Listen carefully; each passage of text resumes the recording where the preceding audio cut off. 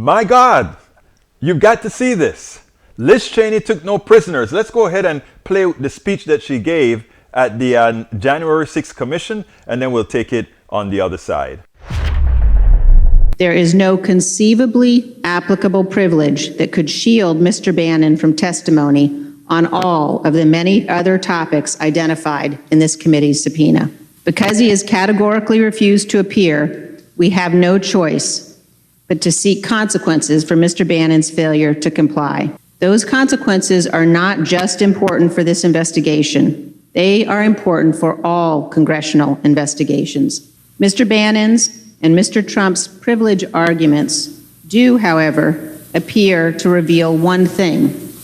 They suggest that President Trump was personally involved in the planning and execution of January 6th, and this committee will get to the bottom of that.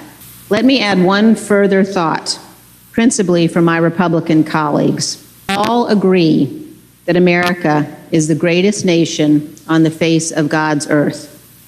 Truth, justice, and our Constitution have made America great.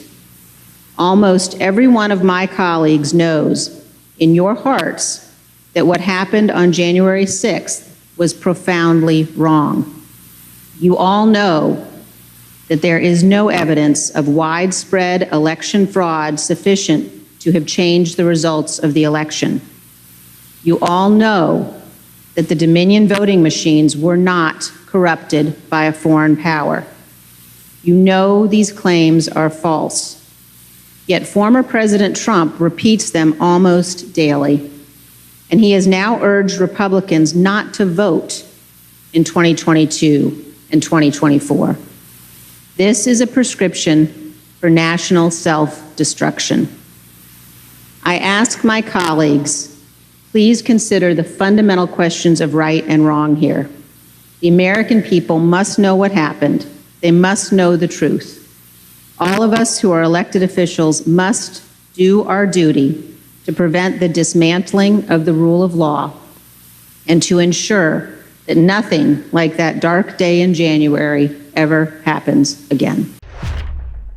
Did you see what Liz Cheney did? She itemized each thing one by one as far as the fallacies that we have the Republicans telling their pew. But you know what?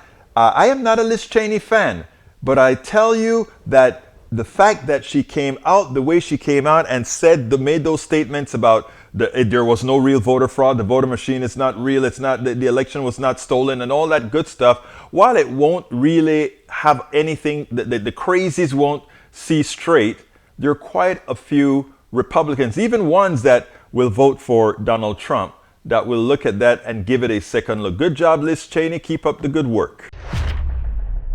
We spend a lot of time deconstructing the news, trying to parse it into a form that everybody can understand. We try to find those little nitpicks where it flies above the fray, etc.